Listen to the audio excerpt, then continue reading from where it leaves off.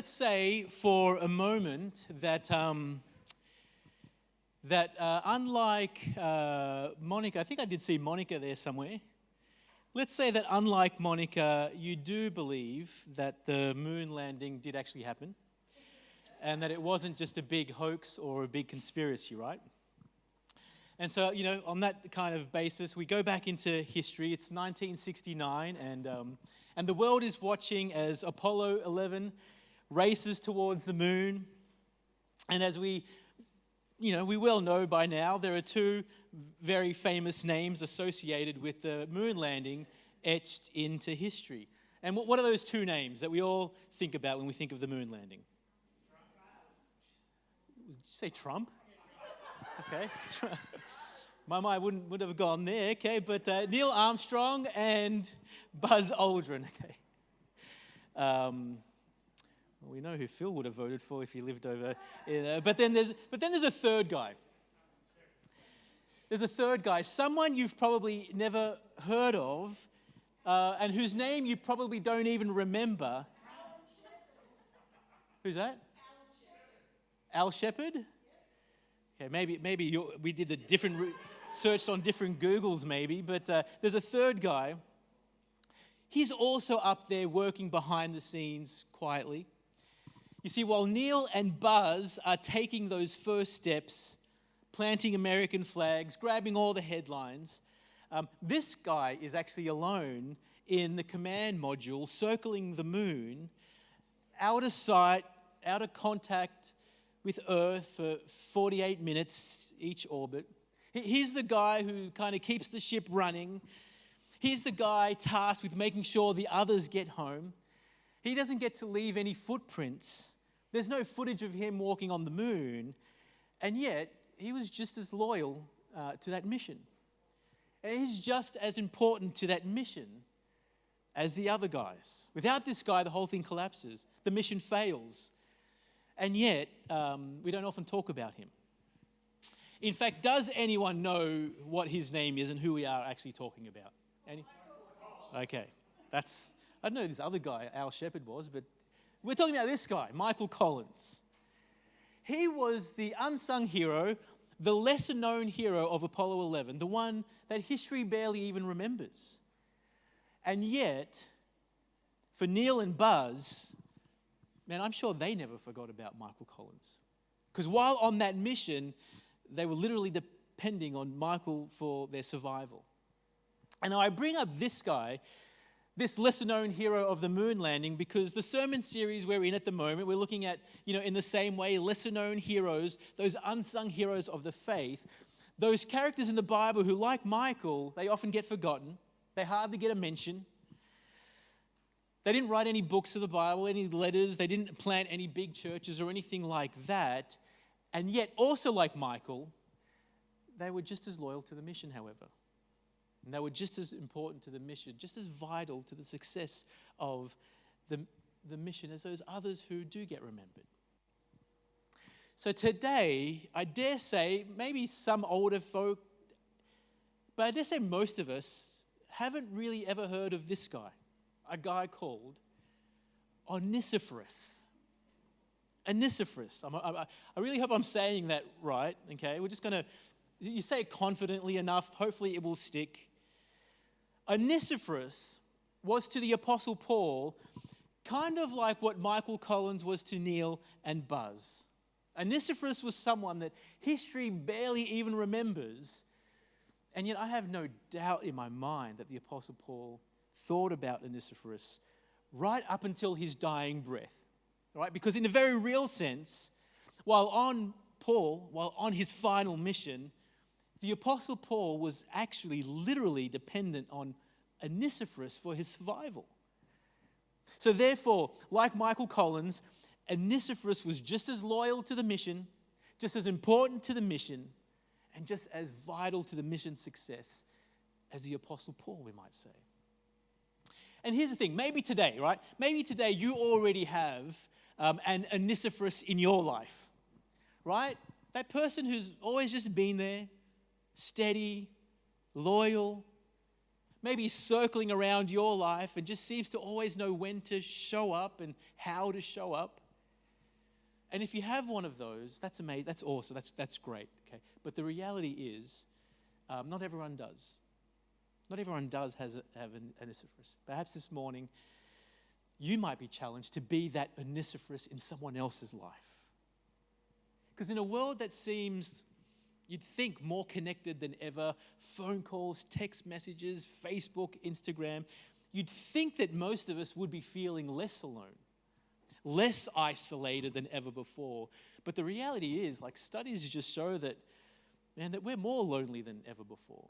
It's an epidemic, all-time high, feelings of isolation.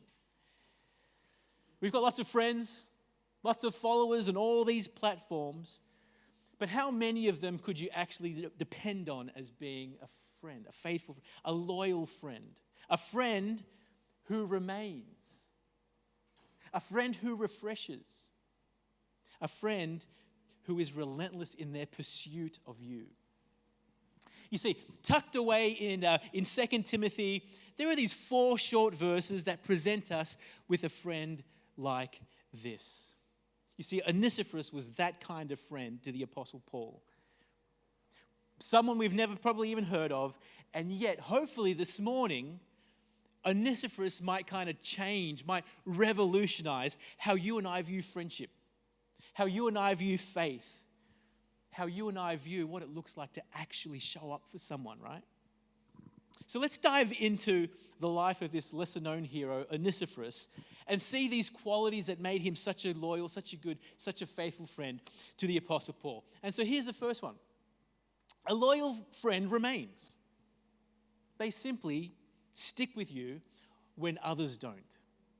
They're going to stick with you when others don't. Let's get into our text there in 2 Timothy chapter 1, verse 15.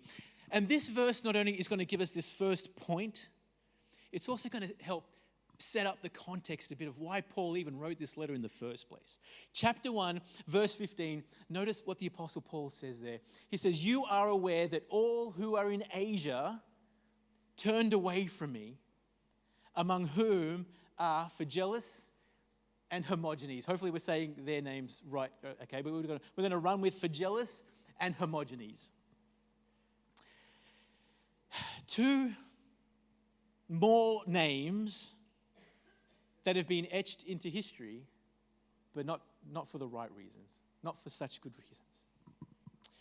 See, here's why this verse is important to our context. The first thing we need to understand, who's this letter being written to? Okay, we know this is a letter written by the Apostle Paul, and who's he writing it to? Well, the name of the book kind of gives it away. He writes it to his young protege, Timothy, someone who in the letter Paul has already called his son in the faith. Timothy was like a son, a dear son to the Apostle Paul.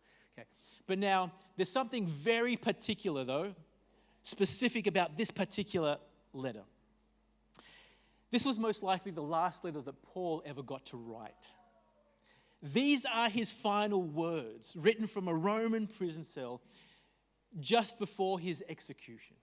I don't know if you knew this, but church history and church tradition actually tells us how most likely the manner in which Paul was executed. Apparently he was beheaded under the command of Nero, who was the Roman emperor at the time. Beheaded. So now time's almost up for Paul. So he's going to use these last words that he has left basically to instruct his young protege, his son Timothy, what does it look like to be a faithful, courageous follower of Christ in these hard times?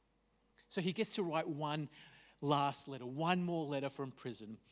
But now, if you know anything about Paul, you'd know that this isn't the first time he's in prison, is it? Right? He was in prison before, but last time it was more of like a house arrest kind of situation. He was able to receive visitors.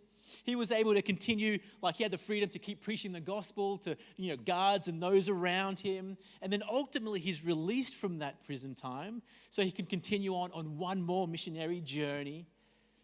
But now here in 2 Timothy, the backdrop to this letter, he's back in prison. He's back in chains. And it's a stark contrast to that first time. You see, scholars believe that the location for this last imprisonment, this last one we're talking about here, many believe that it was a place called the Mamertine prison. Tradition says that this was a small, cold, damp, ancient jail located near the Roman Forum. It consisted of a two-level dungeon that you can see there. It had an upper chamber. It also had a lower pit. That lower pit could only be accessed by that little hole there in the ceiling. It's believed that by Paul's time, this dungeon was used for high-profile prisoners like Paul, who were awaiting their execution. Tradition also says that the Apostle Peter was perhaps also kept here before his execution. And do you remember how Peter was most likely killed? Crucified, but upside down because he didn't feel it worthy to be crucified in the same manner as his Lord. So that's all that to say, this is no house arrest situation that we're talking about. This is more like a death row situation that we're talking. This was a grim situation for Paul, and the conditions were horrible, okay? And we actually get a sense of this when we hear Paul telling Timothy things like the fact that he was cold. He asked for his cloak to be brought to him. Bring the cloak that I left with Carpus at Troas. We hear Paul telling Timothy that he's feeling alone. He's feeling isolated. All have deserted me. We hear Paul telling Timothy that he's expecting to be killed and martyred any day now. The time of my departure has come. So that's kind of the tone of the whole letter. Paul's being urgent, but you can tell he's also being like honest and vulnerable. Yes, his point in writing is to urge Timothy, okay, make sure you guard the gospel that's been entrusted to you, yes.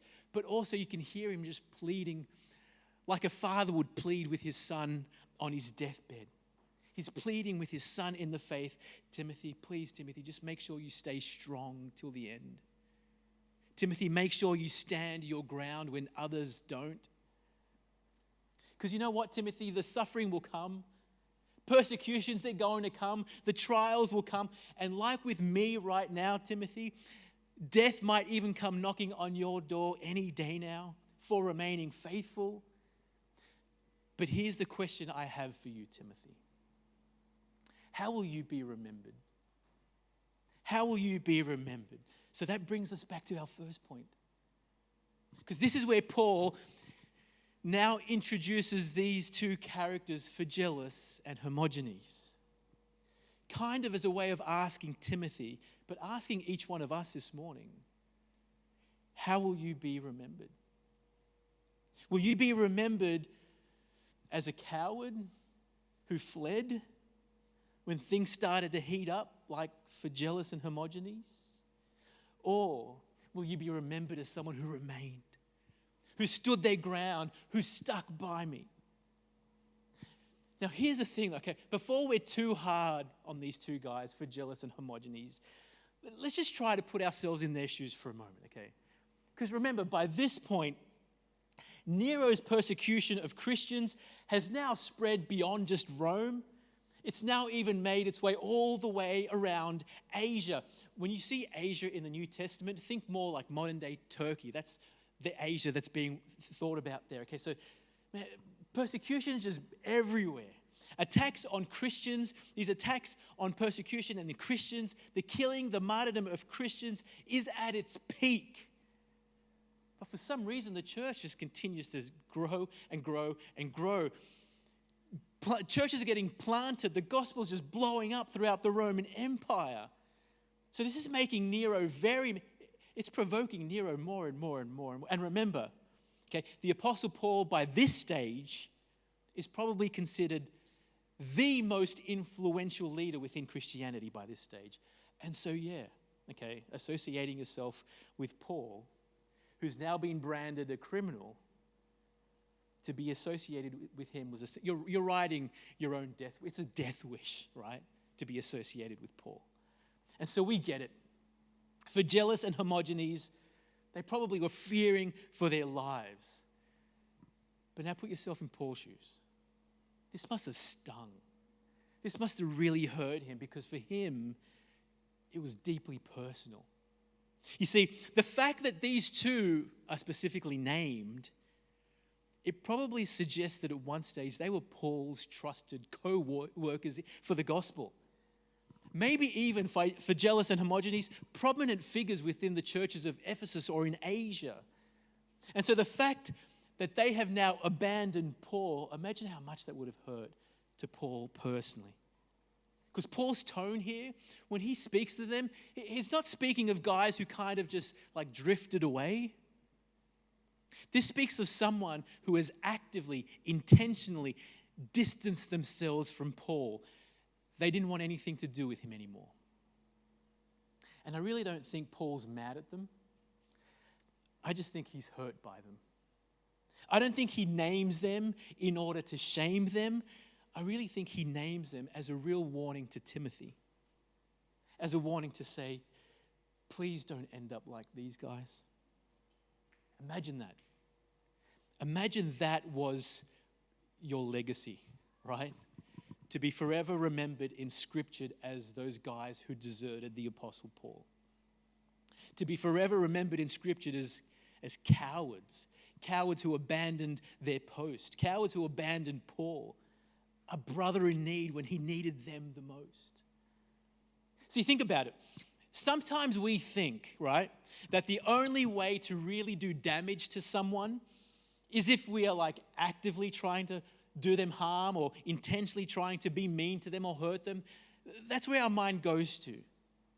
But here's the thing, okay? You can be hurtful in those ways, but just notice what's going on here. Did you notice that you can be just as hurtful to your friends? You can be just as hurtful to the church. You could be just as hurtful to the cause of Christ by simply being passive, by simply doing nothing, by simply no longer showing up for your brothers and sisters who are counting on you. See, this is the legacy that Phygelus and Hermogenes left behind in a moment of crisis, in a moment of needing to be counted on, to be depended on. They're nowhere to be seen because things got too hard. Being associated with Paul, being associated with the gospel of Christ, it's not something they were willing to stand for anymore. And so what do? Essentially, they didn't wait to be cancelled. It's like they cancelled themselves and they're out of there. We're gone. See, you think that cancel culture today is bad? It's nothing to like what it would have been back in Paul's day. Today you might lose some friends, some followers. Back then, like Paul, you literally were going to lose your head. Can you imagine? Just imagine Paul lived with us today. Imagine Paul came and preached at our church here in Alua 2025. Can you imagine all the labels that the Apostle Paul would have been branded with and labeled with if he lived today? He would have been labeled a misogynist, someone who was against women's rights because he preached so passionately about the sanctity of life. He would have been branded like a sexist, right? Because of his stance on women in ministry and because of his teachings on family and the roles, the real distinct roles of man and wife, husband and wife in marriage. He would have been labeled homophobic, right? Straight out, homophobic, Paul. Because of his views on marriage between one man and one woman exclusively. He would have been, I was thinking about this, he would have even been labeled a body shamer, right? Because he taught that our bodies don't belong to us, they belong to God. And so therefore we have to keep them pure. And those are just to name a few. Now, if we're being very honest here, I'll be very honest as one of the pastors here at this church. As a church that is seeking to be as faithful to the scriptures, as biblical as possible, hey, I reckon go ahead and slap every one of those labels on us as a church. Go ahead. And so as the days get more evil, because they will, and as it becomes harder and harder for us to be as outspoken as we are about our faith, about our beliefs, about our convictions, well, then the day may come that each one of you sitting here will be faced with a decision to make, a choice to make. Will I continue to associate myself with Jesus Christ? Will I continue to associate with his word, with his church even? Or will I be remembered like Phygellus and Hermogenes? And I'll stop showing up and take the easy way out. So let me ask you again, how will you be remembered? As someone who started off really well? Maybe really excited, maybe you even got baptized? Seemed to have been growing in your faith for a while? I mean, all of that would have applied to Phygellus and Hermogenes, it's really pumped to begin with, but then in a moment of crisis, when things got too hard, nowhere to be seen. Abandon your post, abandon your calling. Is that how we want to be remembered? Or, and this is where now Paul introduces us to Onesiphorus. Or will you be remembered as that person who remained, who stood their ground, even when it wasn't popular to do so? Look at verse 16. May the Lord grant mercy to the household of Onesiphorus, for he often refreshed me and was not ashamed of my chains. So that's the first quality of a loyal friend. They remain and they stick by you. They won't leave you, and they can be counted on when you need them the most. So that's the first point. A loyal friend remains even when others don't. But now here's the second point. The second quality that we see in Onesiphorus that made him such a good friend to the Apostle Paul. Not only do they remain, but they also refresh. A good, faithful, loyal friend refreshes you. Look at verse 16 again. May the Lord grant mercy to the household of Onesiphorus, for he often refreshed me. So now we get to meet this guy, Onesiphorus. There isn't really much we know about this guy outside of these short verses here in 2 Timothy. We know what his name means. Okay, we can look in the Greek and find out what his name means. His name means useful, helpful, which makes sense. He's just living up to his name. We know that according to Greek Orthodox tradition, he later actually, we think, became a bishop in Turkey, and that he too ended up being martyred for his faith, although we can't be certain about this. All of that to say, we don't know much about this guy. But here's what we do know. We know that the Apostle Paul himself found this man, Onesiphorus, to be a source of refreshment. I wonder if people could say that about you. I wonder if they would say that about me. Man, I find her so refreshing. That's why I love being around them. See, that word, it's interesting. That word that Paul uses there for refreshment, it kind of literally means to cool down again. It carries this idea of like a refreshing breeze that brings relief. It brings renewal to someone who is kind of especially feeling worn out or about to faint. It carries this idea of being a breath of fresh air straight into someone's soul. That's what Onesiphorus was for Paul, a refreshing breeze, someone that kind of just lifted his spirits every time he would come and visit Paul. And you know, that probably literally included physical refreshment at a physical level. That word means that. Remember, we talked about the kind of conditions Paul was already living in, right? There's this dungeon, it's damp, it's cold. Here's what else you need to know about where Paul's being kept. You see, back then, the Roman prison system wasn't like the Australian prison system. Rome wasn't too concerned about your human rights. They weren't too concerned with making sure you had 3 square meals every single day. Rome wasn't going to spend their money to keep you alive. So hopefully you had family and friends who loved you enough to come and take care of your basic needs like food while you're in jail. So the same would have been true for the Apostle Paul. He too would have had to depend on the kindness of friends and family to make sure that he's eating enough, he's warm enough. So surely at a basic level, this was one of the ways that Onesiphorus was a refreshment to Paul. At a physical level, he refreshed Paul by bringing him some food and water and warm clothes, making sure he did everything possible to take care of him physically.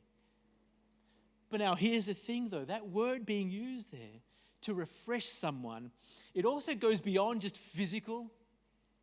It also carries the idea of refreshing someone at a spiritual level. And so it means to be someone who brings relief, renewal, helps to revive the soul when I'm feeling spiritually worn out, perhaps spiritually about to give up. I reckon most of us can think of someone like that in our own lives, right? Think of that person who you can talk to and spend time with. And when you're with them, you leave feeling refreshed, encouraged, perhaps even energized, perhaps even more energized than before you were with them. It's the person who knows the exact thing that you need to hear in that moment.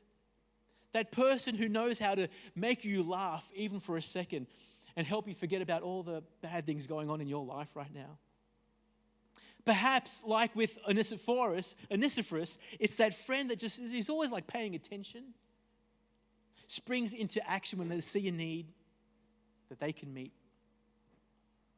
Maybe like with Onesiphorus, it's that friend who they just know when you're feeling lonely. And like he did with Paul, they just know when to come and sit with you for a chat. See, sometimes we think of Paul as like this super Christian who didn't feel the same things that we do. But I have no doubt that he often felt lonely in that dungeon. I mean, he tells us he did. So seeing a friendly face like Onesiphorus, imagine what that would have done to Paul's soul in that moment. Would have done wonders to revive his soul. Because you know why? Imagine Paul hearing the soldiers come in and open up the gates of that dungeon, seeing Onesiphorus walk in. It would have just reminded Paul, I haven't been forgotten. Someone's remembering me. And then notice what Paul says there. He says, he often refreshed me, which means that being a friend like that, it's not just a one-off. It's not just a one-off. The kind of friends we need, the kind of friends that we need to be, is one that will come back again and again and again, bringing some kind of refreshment with us each time. And maybe it is at a physical level, like food, or a meal, or a gift card. Maybe it is simply our physical presence. We just show up, we listen, and we pay attention. Maybe being a refreshment to someone this week is as simple as giving them the gift of your time and your curiosity, right? Sit with them, let them speak. You're genuinely interested in all the good things going on in their life. You want to hear about the hard things going on in their life. Maybe you could be a refreshment by babysitting your friend's kids so that him and his wife can go out on a date in order to refresh and revive their marriage, perhaps. Maybe being a refreshment this week, please hear this, is visiting someone who doesn't often get visitors. Maybe being a refreshment this week is inviting someone into your home who doesn't often get invited into people's homes. See, do this exercise. Indulge me for a second. In your mind right now, scan through the people of your church. Maybe even look around at those faces right now and ask yourself, really ask yourself, who could be refreshed with a visit this week? Or who might be refreshed by having me invite them into my home this week or sometime soon? You see, the point is, opportunities for being a refreshment are endless, aren't they? The greater question is, though, how am I actually being a refreshment in someone's life? You know, it was said of this guy called John Eliot. He was a famous missionary to the American Indians. One of his friends said this about him. He said, I was never with him, but I got or might have got some good from him. In other words, you never walked away from John Eliot without somehow just feeling better. You just felt encouraged, inspired, energized, perhaps even with a greater desire to serve Christ. I imagine Paul would have said those exact words about Onesiphorus. I was never with him, but I got or might have got some good from him. The question is, I wonder if others would say that about us. Once I'm gone, are people going to say that about me? When I was with Roy, I felt better, encouraged, even inspired maybe to serve Christ more. I wonder if that's what's going to be said of us once we're gone. Man, they were like a cool, refreshing breeze for my soul, especially in those times when I was about to faint or to give up spiritually. That's what Onesiphorus was to Paul. That's the kind of friend he was to Paul. He was a friend who not only remained when no one else did, he was the kind of friend that Paul loved to have around because he was a source of refreshment when he needed him the most. So a loyal friend remains, a loyal friend refreshes, but then also one more. A loyal friend is relentless in their pursuit of you. Here's what we mean by that. Notice one more thing that Paul says about Onesiphorus there in verse 17. When he arrived in Rome, he searched for me earnestly and found me. May the Lord grant him to find mercy from the Lord on that day. And you will know all the service he rendered at Ephesus. A couple of things to notice there. Firstly, and this is all going to make sense, notice that last part. You will know all the service he rendered where? At Ephesus. Why is that important? You see, all that's telling us that Onesiphorus was most likely from Ephesus. He lived and worked and did most of his ministry there in Ephesus. Why is that important? Here's why that's important. It means he didn't live in Rome, which is where Paul was being kept. In fact, Ephesus was nowhere near Rome. Ephesus was around 2,500 kilometers away from Rome. To give you an idea, you know how far Auckland is from Sydney? That's just over 2,000 kilometers away. But making that trip, that's easy today, isn't it? Just hop on a nice, Air New Zealand comfortable flight for a few hours. Back then, no flights back then. Back then, to make a trip from Ephesus to Rome, you had to hitch a ride on some merchant ship, endured very cramped conditions. We're not talking, the nice P&O cruise liners with water slides and pickleball and all-day buffets. We're talking the real risk of ending up shipwrecked.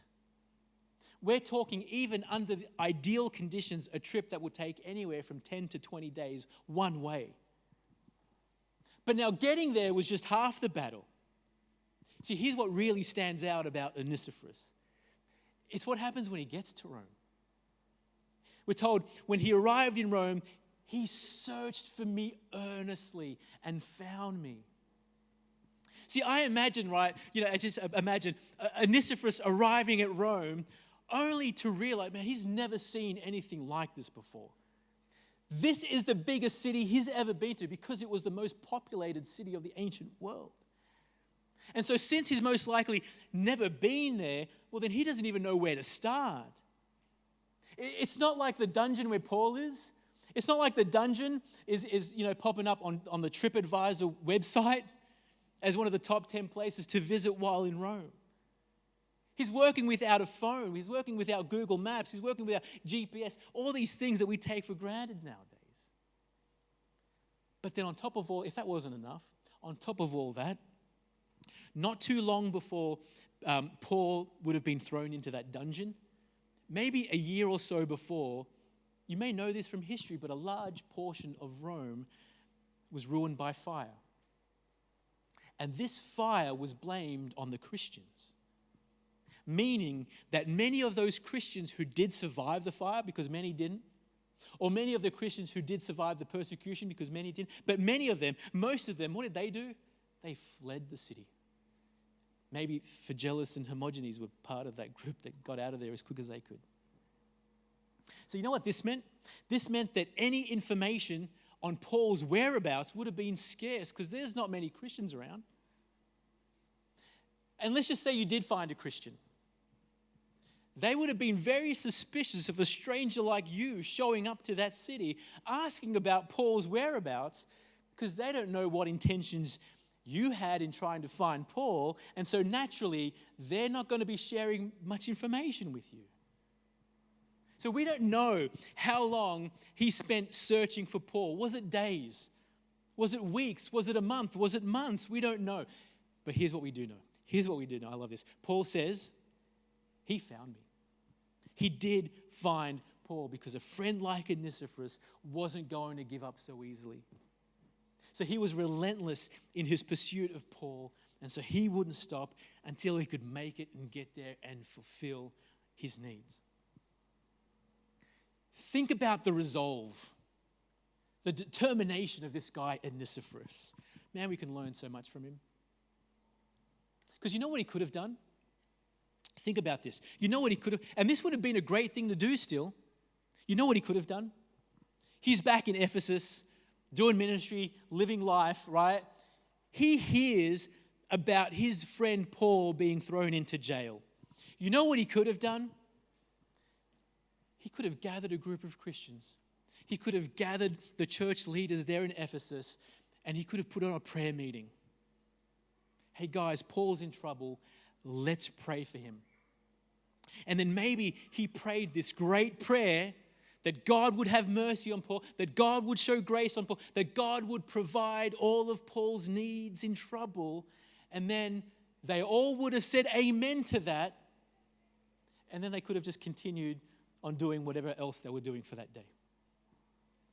Would there have been anything wrong with doing that? Of course not. We should always start with that, right?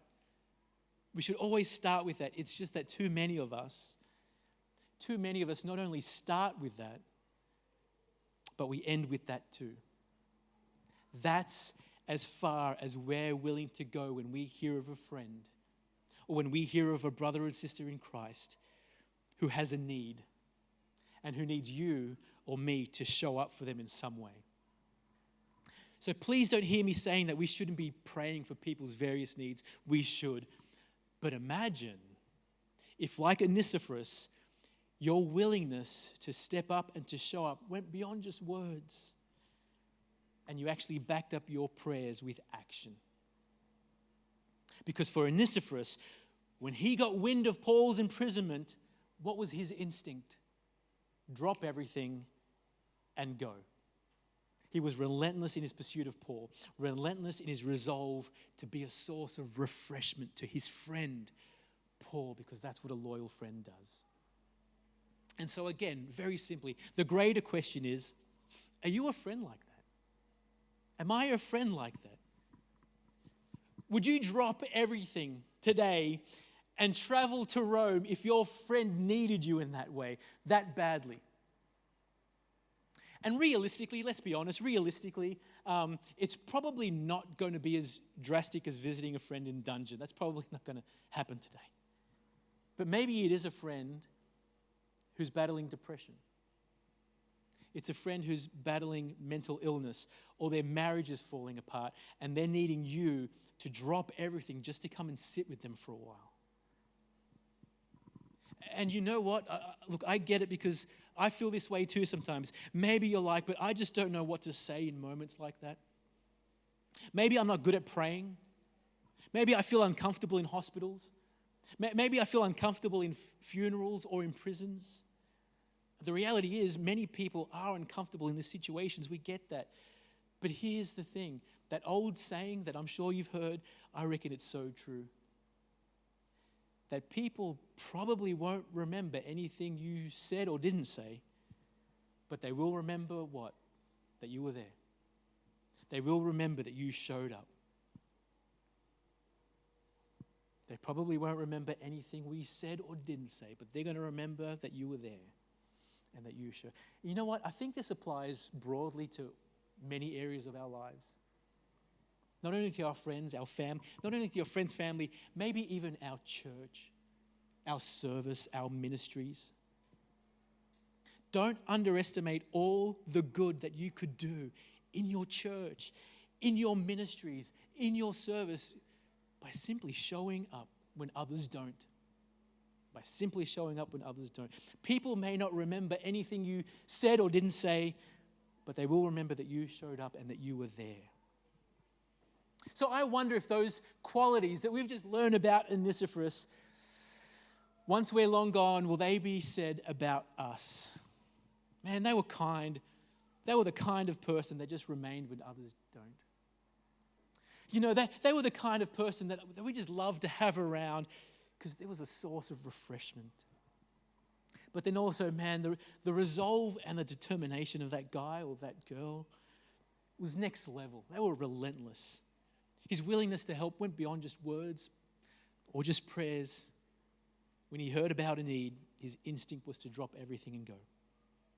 May it be said of you, and may it be said of me, that we remained, that we refreshed, and that we were relentless. Okay? But now, just to wrap up, we need to ask why. We can't finish without asking why. Why Onesiphorus? Why was Onesiphorus such a good, such a faithful, such a loyal friend to Paul? What drove him, do you think? What motivated him to be so courageous, to be so relentless, and to be so sacrificial? Well, do you remember our old mate Michael Collins from the start? He won't go down in the history books like the others, like Neil and Buzz will.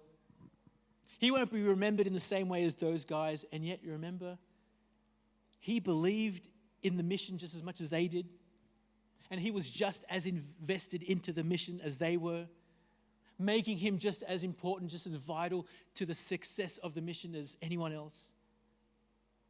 But now, what was it for Paul and Onesiphorus? What was this mission they were on that they believed in so much that they would risk everything, heads included? Reaching the moon? Landing on the moon? I mean, getting to the moon, if that actually did happen, that's a huge achievement, right? Huge achievement. But think about it. That's nothing compared to the mission that each one of you and I have been called on. You see, our mission, Paul's mission, the mission that Paul was ready to lose his head for, the mission that Onesiphorus poured his life and resources into, that mission was to spread the news that in Jesus Christ, we have the greatest, most loyal and faithful friend that you could ever be possibly longing for. See, in Jesus, we have a friend who didn't just keep coming back again and again. No, we have a friend who promised to remain with us always. You remember what Jesus says to his disciples in Matthew 28? Right before he goes to heaven, he says things like, "Surely I am with you always to the very end of the age." Imagine having a friend like that. But not only that, in Jesus, we have a friend who is the very source of living water, who can refresh our souls for all eternity. You remember our series on Jesus and the Samaritan woman by the well? This woman was tired. She was thirsty. She's not only carrying this heavy bucket filled of water, but for most of her life, she'd been carrying the heavy burden of her sin and of her shame. But then Jesus shows up, doesn't he? Because that's what a good friend does. He shows up and he doesn't just offer her a cold drink on a hot day. He offers her eternal life so that she would never have to be spiritually thirsty ever again. And maybe that's you today. Maybe there's someone here this morning, man, you're just spiritually parched. You're spiritually exhausted. And maybe it's for the same reasons as that woman, from carrying around your heavy burden of sin and shame around you for most of your life.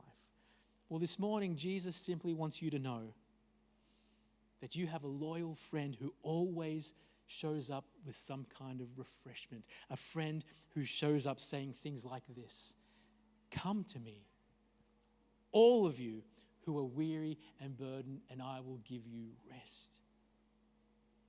He's the one who brings perfect refreshment.